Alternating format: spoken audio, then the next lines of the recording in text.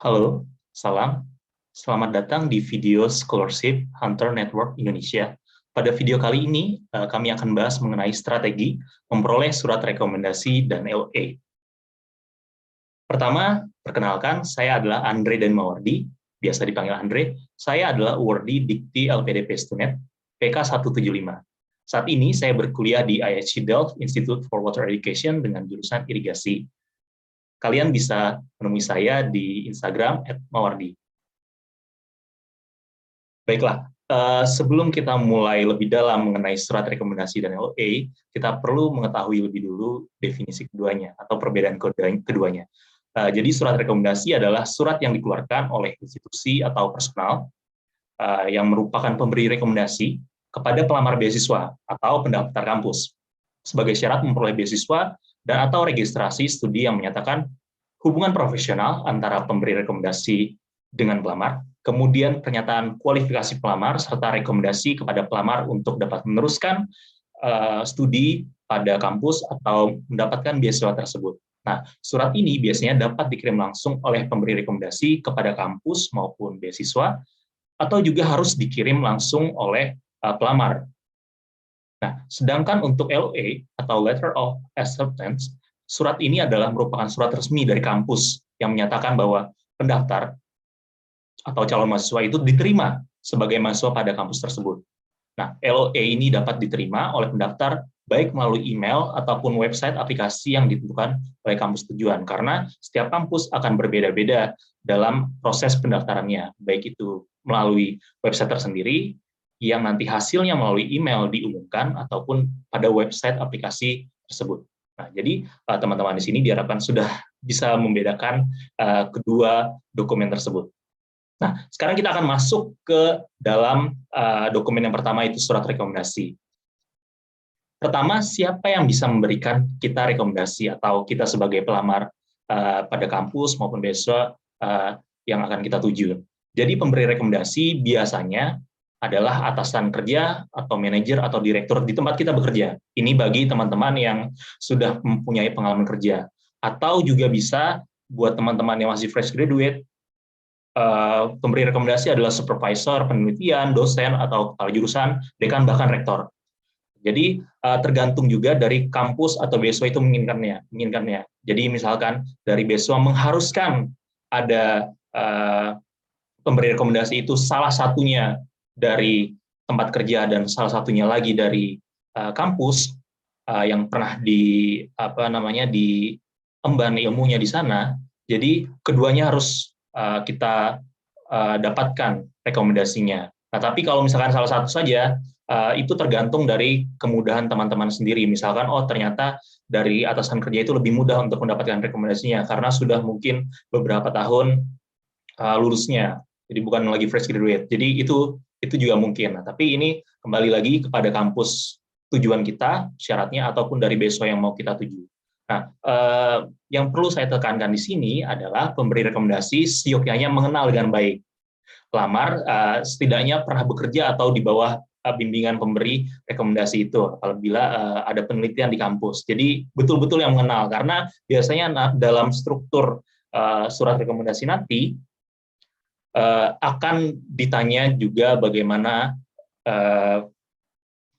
hubungan antara si pemberi rekomendasi dengan teman-teman yang menjadi pelamar, seperti itu. Jadi ada beberapa yang format bahkan mencantumkan berapa tahun hubungannya dan seintens apa hubungannya. Jadi betul-betul pastikan bahwa calon pemberi rekomendasi yang teman-teman ingin tuju untuk mendapatkan surat rekomendasinya mengenal dengan baik teman-teman. Kemudian tips yang perlu kami sampaikan di video ini adalah jalin hubungan yang baik atau tetap menjalin kontak dengan calon pemberi rekomendasi, terlebih dengan dosen ataupun juga dengan supervisor, karena kita tidak tahu, mungkin tahun ini, mungkin tahun depan teman-teman ingin melanjutkan studinya, gitu, tapi surat rekomendasi ini sangat penting. Beberapa beasiswa besar memerlukan surat rekomendasi ini, bahkan untuk mendapatkan LOA-nya pun juga harus ada surat rekomendasi. Jadi itu tips mengenai siapa yang memberikan rekomendasi. Nah, kalau kita lihat lebih dalam lagi, format surat rekomendasi ini tentunya akan sangat bergantung pada beasiswanya. Ada yang hanya mencantumkan yang penting ada surat rekomendasi. Ada juga yang mencantumkan formatnya secara baku, secara standar pada website kampusnya atau website beasiswanya. Nah, apabila teman-teman mendapatkan beasiswa atau kampus yang tidak menyertakan format dari surat rekomendasi, kami menyediakan salah satu format dari surat rekomendasi yang kurang lebih bisa diikuti apabila teman-teman ingin menyusun surat rekomendasi atau melakukan offering kepada pemberi rekomendasi agar mereka dapat menyusunnya dengan baik. Nah, yang bisa dilihat oleh teman-teman di tabel ini ada 4 paragraf kurang lebih. Paragraf pertama adalah pembukaan. Jadi pada pembukaan ini biasanya kita akan awali surat dengan menyatakan bahwa rekomendasi merasa terhormat tentunya memberikan rekomendasi tersebut bagi teman-teman. Kemudian penjelasan bagaimana rekomendasi ini bisa mengenal Anda. Hubungannya seperti apa? Apakah dosen, apakah supervisor di tempat kerja, atau yang lainnya. Kemudian bagaimana rekomendasi itu bisa menilai Anda. Oh, secara jelas dan ringkas, karena ini di paragraf pertama bahwa rekan ini adalah orang yang sangat capable, kemudian sangat layak untuk mendapatkan beasiswa dan sebagainya. Nah, kemudian di paragraf 2 akan lebih detail. Nah, tapi yang membedakan di sini adalah di paragraf 2 ini lebih dibahas tentang kompetensi, dan kompetensi di sini yang kami sarankan atau kami usulkan di sini adalah yang lebih membahas terkait intellectual, research, and critical thinking. Antara itu bisa dipilih salah satu. Mungkin tidak ketiga-tiganya karena nanti akan menjadi panjang, tapi bisa diambil dari 3 kompetensi yang ada di tabel ini. Kemudian pada paragraf ini akan dibahas lebih detail, sebaiknya mengenai nama kompetensi apa yang dipilih, kemudian apa kalimat pendukung yang bisa menjelaskan tentang misalkan teman-teman memiliki intelektual yang tinggi, tapi lebih seperti apa intelektual yang tinggi itu. Kemudian berikan juga contoh-contoh nyata, yang tentunya contoh nyata ini akan membedakan teman-teman dengan pelamar yang lainnya, atau juga bisa memberikan pembaca atau nanti reviewer terhadap aplikasi beasiswa atau aplikasi kampus kalian bahwa pemberi rekomendasi benar-benar mengetahui atau menilai kalian secara real terhadap kompetensi yang kalian ajukan atau kompetensi yang kalian miliki. Kemudian di paragraf ketiga, ini adalah kompetensi kedua. Ini tadi kalau yang pertama kita bahas lebih ke teknikal, ini mungkin lebih ke self competence. Jadi lebih ke bagaimana kalian bisa memiliki motivasi diri, kemudian engagement kalian, serta interpersonal kalian. Mungkin misalkan di sini adalah contohnya, si pemberi rekomendasi sangat mengenal kalian bahwa kalian adalah pekerja keras, kalian adalah orang yang bermotivasi tinggi, dan memiliki determinasi yang sangat-sangat real, seperti itu dalam pengalaman mereka bekerja sama dengan kalian atau membimbing kalian, seperti itu. Nah, sama juga di dalam paragraf 3 ini bisa ditekankan mengenai nama kompetensinya seperti apa, kemudian kalimat pendukung dari kompetensi yang dipilih apa, serta contoh nyatanya yang benar-benar pemberi rekomendasi itu alami. Nah, kemudian di paragraf terakhir adalah penutupan. Jadi ini adalah lebih mengenai kalimat penutup. Dan yang paling penting di paragraf penutup ini adalah adanya informasi kontak rekomendasi, baik itu email atau nomor telepon. Sehingga nanti ketika reviewer beasiswa atau reviewer aplikasi kalian ingin mengkonfirmasi apa yang sudah disampaikan pemberi rekomendasi pada surat, itu mereka mengetahui bagaimana bisa mengontak si pemberi rekomendasi itu untuk memastikan saja seperti itu. Nah, ini jadi adalah bagaimana format dari surat rekomendasi. Saya berikan contoh, ini adalah recommendation letter saya pada saat saya aplikasi beasiswa untuk LPDP Stunet, saya menggunakan rekomendasi dari perusahaan saya karena saya sudah bekerja beberapa tahun. Kemudian saya menilai bahwa rekomendasi ini lebih mudah untuk saya peroleh dari atasan kerja saya karena juga mendukung. Di dalam rekomendasi ini ya kurang lebih susunannya sama dengan yang telah kami sampaikan tadi, namun saya juga menambahkan mengenai bahwa bagaimana karena saya bekerja dan nanti setelah lulus saya akan kembali bekerja di perusahaan yang sama, bagaimana dampak dari beasiswa ini ataupun kampus yang akan saya tuju untuk keberlangsungan atau keberlanjutan dari perusahaan setelah saya nanti lulus dan kembali ke perusahaan tersebut. Dan bagaimana atasan saya di surat ini meyakinkan bahwa kepada pemberi beasiswa bahwa saya ini betul-betul bisa survive dan layak untuk memperoleh beasiswa tersebut. Nah, dalam hal format surat rekomendasi, kami juga memberikan tips bahwa format surat ini tergantung dari kampus atau perusahaan dan atau beasiswa. Jadi memang format surat ini bisa tadi yang saya sampaikan dari kampusnya atau dari beasiswanya, tapi juga dari perusahaan kadang-kadang ada format tersendiri. Jadi tentunya teman-teman harus menyesuaikan bagaimana format surat yang akan kalian susun seperti itu. Kemudian teman-teman kalau masih kebingungan bisa di-googling contoh-contoh surat rekomendasi lain. Saya rasa banyak sekali di internet contoh-contoh surat rekomendasi dan mungkin spesifik kampusnya mungkin ada beberapa seperti itu. Kemudian yang terakhir adalah pelajari dan pastikan format itu sesuai ketentuan beasiswa apabila ada. Termasuk yang tadi sudah saya sempat sampaikan di awal, siapa pemberi rekomendasinya dan berapa jumlah suratnya. Kadang-kadang ada beasiswa atau kampus yang mengharuskan 2 surat rekomendasi dari 2 orang yang berbeda. Dalam hal ini 1 supervisor, 1 dosen. Kadang-kadang ada yang cukup 1, entah itu dosen atau itu adalah atasan kalian di tempat kalian bekerja seperti itu. Jadi harus betul-betul dipelajari karena biasanya seleksi pertama adalah seleksi administrasi yang menentukan nanti bagaimana proses seleksi berikutnya, seperti itu. Nah, baik, kapan waktu yang tepat kira-kira untuk menyiapkan surat rekomendasi? Ini berkaca dari pengalaman saya, tapi tentunya teman-teman sendiri akan memiliki waktu yang berbeda, entah itu lebih cepat atau lebih lambat.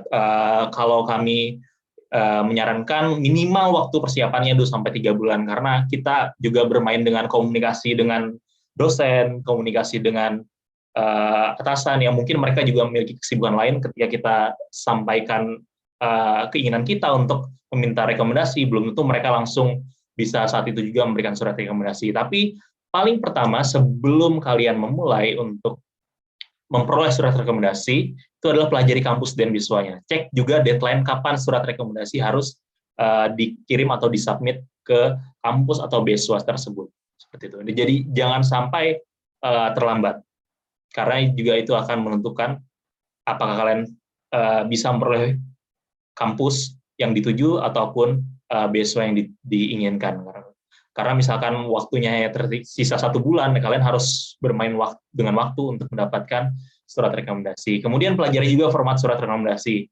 Artinya tadi seperti apa formatnya, apakah ada format khusus atau tidak, kemudian juga berapa jumlah rekomendasi yang harus memberikan surat rekomendasi, kemudian dari representasi dari mana, seperti itu. Kemudian yang ketiga juga adalah buat list calon potensial pemberi rekomendasi. Mungkin kalian akan ke atasan kalian, kemudian tidak mendapatkan, ya, tapi kalian sudah punya calon. Kira-kira mungkin kalian pernah bekerja dengan atasan lain dari divisi lain yang ingin memberikan rekomendasi, atau mungkin dari SDM, atau mungkin kalian akan lebih ke atasan yang lebih tinggi lagi, seperti direktur, itu juga bisa. Atau kalau case-nya adalah kalian fresh graduate, ternyata dengan dosen pembimbing kalian selama penelitian tidak mendapatkan restu, ibaratnya seperti itu dari rekomendasi, jadi kalian mungkin bisa beralih ke dosen pembimbing akademik. Tapi buat list calon potensial pemberi rekomendasi, jangan hanya berpaku sama 1 orang saja, karena nanti mungkin ada case-case yang ternyata tidak diterima atau tidak berkenan memberikan rekomendasi, kita bisa lari ke pemberi rekomendasi yang lain. Nah, kemudian approaching pemberi surat rekomendasi dari list-list yang ada. Kemudian kalian mulai bangun komunikasi apabila terutama sudah lama tidak mengontak dengan pemberi rekomendasi itu, atau mereka belum tahu tujuan kalian bahwa kalian ingin mendaftar ke kampus atau suatu beasiswa gitu. Jadi jangan tiba-tiba ujuk-ujuk datang, Pak, saya ingin meminta rekomendasi. Pasti tentunya mereka akan kaget dan harus menyesuaikan dulu. Jadi pastikan bahwa ada suatu komunikasi yang dibangun sehingga tujuan kalian nanti bisa di-deliver dengan jelas pada komunikasi tersebut. Kemudian drafting surat rekomendasi. Mungkin teman-teman juga di sini ada yang memiliki atasan yang sangat-sangat sibuk, super sibuk, sehingga wah, saya tidak bisa memberikan surat rekomendasi karena terlalu sibuk. Tapi kalau misalkan kalian buatkan itu boleh. Nah, mungkin ada case-case seperti itu. Jadi bisa kalian mulai buatkan surat rekomendasinya. Karena mungkin juga atasan tidak memahami secara jelas poin-poin yang tepat untuk disampaikan di surat rekomendasi seperti apa. Tapi kalau kalian punya draftnya, dan kalian bisa offer itu kepada atasan kalian atau pemberi rekomendasi, itu lebih baik juga. Jadi bisa disiapkan. Tapi kalau mereka ingin 100% menyiapkan surat rekomendasinya itu secara mandiri, itu juga dipersilahkan. Nah, kemudian setelah itulah surat rekomendasi ini bisa kalian peroleh. Dan yang paling penting, surat rekomendasi ini perlu dikirimkan, baik itu ke kampus ataupun untuk tujuan beasiswa. Nah, jadi kurang lebih step-step ini bisa kalian pertimbangkan untuk menilai kira-kira waktu persiapan memperoleh surat rekomendasi itu berapa lama bagi kasus kalian. Nah, pertanyaannya, bagaimana kalau misalkan sudah lama tidak kontak dengan dosen, atau mungkin kalian sudah ingin sekali diberikan rekomendasi dari supervisor kalian di tempat kerja terdahulu? Nah, yang paling pertama adalah saran kami, kontak melalui email. Atau ya mungkin kita terbiasa dengan WhatsApp, tapi mungkin bisa lebih resmi kita kontak melalui email, karena itu akan lebih formal dan juga lebih resmi. Kemudian di email tersebut jelaskan tujuan kalian, bahwa kalian ingin melanjutkan studi ataupun ingin melamar beasiswa. Tapi bagi saya mungkin stop di sini dulu, tunggu respon beliau, jangan langsung kita minta rekomendasi. Kemudian jelaskan juga rencana studi. Jadi ketika sudah ada komunikasi yang terbangun, kalian bisa setelahnya meminta rekomendasi. Seperti itu. Jadi ada komunikasi yang terbangun dulu. Atau mungkin setelah dari email yang kalian kirim itu ternyata beliau ingin mengajak pertemuan secara langsung, face to face, itu juga lebih baik gitu. Jadi akan ada komunikasi yang lebih dalam gitu. Nah, baru nanti di ujungnya kita sampaikan target kita, bahwa kita ingin meminta rekomendasi dari beliau untuk melanjutkan studi maupun beasiswa. Nah, setelah itulah kira-kira teman-teman sudah bisa memulai strategi atau proses yang tadi kami sampaikan di slide sebelumnya. Baik, kalau tadi kita sudah membahas mengenai surat rekomendasi, siapa yang memberikan rekomendasi, bagaimana formatnya, kemudian bagaimana tips-tips serta case-nya kalau sudah tidak lama melakukan kontak dengan atasan maupun dosen. Sekarang kita akan bahas mengenai LOA atau Letter of Acceptance. Nah, di LOA ini juga akan ada prosedur bagaimana untuk memperolehnya pastinya. Kalau dari case yang saya peroleh atau yang saya alami, itu kurang lebih waktu persiapannya 3 bulan. Tapi kembali lagi ini pasti akan tergantung dengan kesiapan teman-teman, karena untuk mendapatkan LOA pasti ada beberapa persyarat yang mengikuti lainnya. Salah satunya surat rekomendasi. Kadang juga mengikuti juga beberapa syarat itu sertifikasi bahasa, kemudian juga ijazah dan lain sebagainya.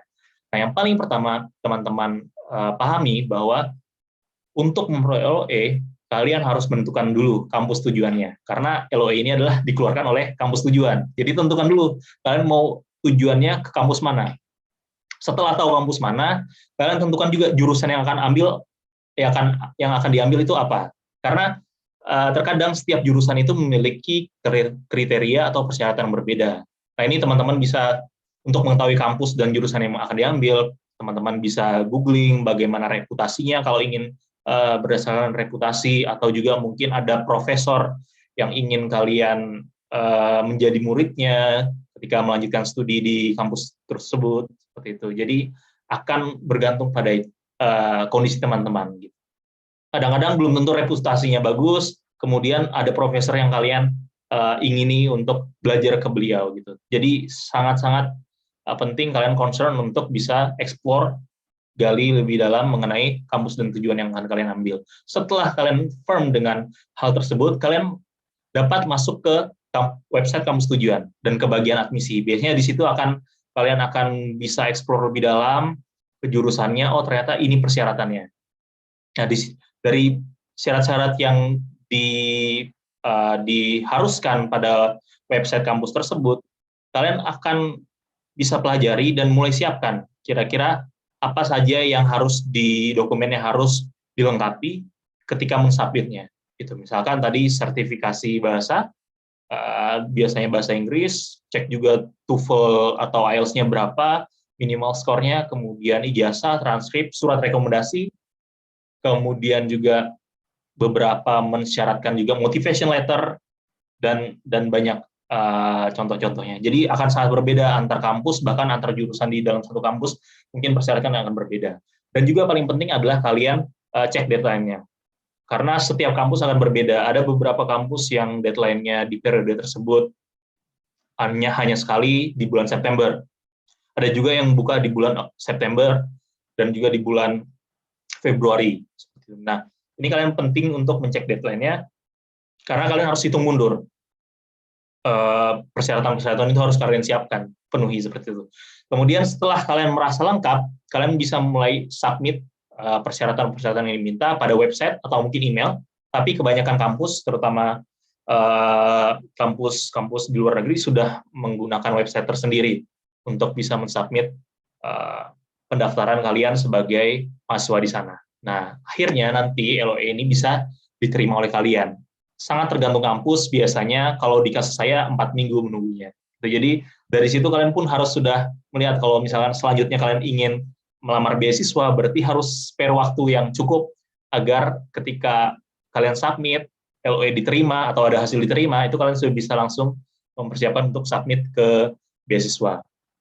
Atau juga bisa jadi hasil yang kalian inginkan itu tidak bisa dicapai. Artinya adalah surat yang dikeluarkan dari kampus itulah menyatakan kalian ditolak. Nah, bagaimana kalau kasusnya seperti itu? Nanti kita akan bahas. Nah, ini adalah contoh format LOE dari saya pada saat diterima di IHE Delft. Yang paling penting adalah dalam LOE ini pelajari deadline beasiswa. Ini sangat penting. Sebaiknya siapkan jarak kurang lebih 8 minggu antara pendaftaran kampus dan penutupan beasiswa. Karena apa? Misalkan tadi kasusnya adalah ditolak, dan kalian nanti ditolak tahu alasannya kenapa, mungkin dalam spare waktu 8 minggu itu kalian bisa susun lagi strategi-strategi supaya bisa apply lagi di periode tersebut. Kemudian juga pastikan seluruh persyaratan yang dibutuhkan untuk daftar kampus disiapkan dengan baik. Entah itu surat rekomendasi, sertifikasi bahasa Inggris, motivation letter, dan sebagainya. Nah, kemudian LOE ini biasanya dibagi dengan dua tipe biasanya, LOE conditional, artinya masih ada persyaratan yang belum lengkap, dan unconditional, artinya persyaratan sudah lengkap. Nah, segera selesaikan persyaratan apabila yang diperoleh adalah LOE conditional. Karena apa? Karena biasanya beasiswa itu mensyaratkan LOE-nya adalah unconditional, artinya masalah-masalah terkait mungkin sertifikasi bahasa Inggris kalian belum memenuhi, tapi kalian dinyatakan diterima. Nah, itu kalian harus segera selesaikan persyaratan agar LOE-nya bisa berganti menjadi unconditional dan juga bisa mendaftarkan diri kalian untuk memperoleh beasiswa atau untuk proses beasiswa. Nah, tadi kasus yang sempat saya ungkapkan adalah bagaimana kalau pendaftaran kampus ditolak. Paling pertama, teman-teman, memang kalian mungkin akan down, akan sedih, tapi segera evaluasi alasan kenapa aplikasi berkas kalian di kampus tersebut ditolak. Mungkin ada beberapa persyaratan yang tidak memenuhi kriteria sesuai yang disampaikan di website mereka. Nah, apabila ini masih belum jelas apa yang kalian nilai menjadi alasan kalian ditolak, kalian bisa mengontak bagian admisi kampus untuk mempertanyakan kira-kira bagian mana yang kalian kurang atau kenapa alasan kalian ditolak, sehingga kalian bisa menjadi tahu dan bisa mengevaluasi diri kalian untuk di aplikasi berikutnya apabila kalian ingin tetap masuk di kampus tersebut, atau mungkin ya bisa belajar hal tersebut untuk di proses aplikasi pada kampus lainnya seperti itu. Nah, kalau misalkan masih ada waktu yang tersedia tadi 8 minggu, segera perbaiki aplikasi tersebut dan juga lihat apakah beasiswanya masih cocok nih deadline-nya. Nah, tapi kalau misalnya sudah tidak tersedia waktu, kalian bisa coba submit dengan hasil evaluasi kalian terhadap aplikasi kalian di periode itu pada periode berikutnya. Jadi jangan pernah menyerah untuk submit terus dan juga perbaiki diri kalian supaya bisa menjadi kandidat yang pantas. Kemudian juga ini tips dari kami, minta rekan atau atasan atau juga awardee, terutama dari kampus tersebut, kira-kira yang bisa membantu untuk evaluasi berkas kalian. Jadi mungkin motivation letter kalian kurang menggigit sehingga kurang meyakinkan dari pihak admisi atau pihak kampus untuk menerima kalian. Itu juga sangat bisa. Seperti itu. Oke, nah itu tadi mengenai surat rekomendasi dan LOE. Kedua dokumen itu adalah dokumen yang sangat penting dalam proses kalian untuk melanjutkan studi dan juga memperoleh beasiswa. Nah, sekarang pertanyaannya sudah siap kah kalian untuk melanjutkan studi dan kira-kira di mana kampus tujuan kalian. Seperti itu. Oke, baik. Itulah tadi video mengenai strategi mendapatkan surat rekomendasi serta LOA. Apabila kalian ada pertanyaan, silakan mengontak saya atau juga mengontak di schn.indonesia, Scholarship Hunter Network Indonesia. Terima kasih dan salam.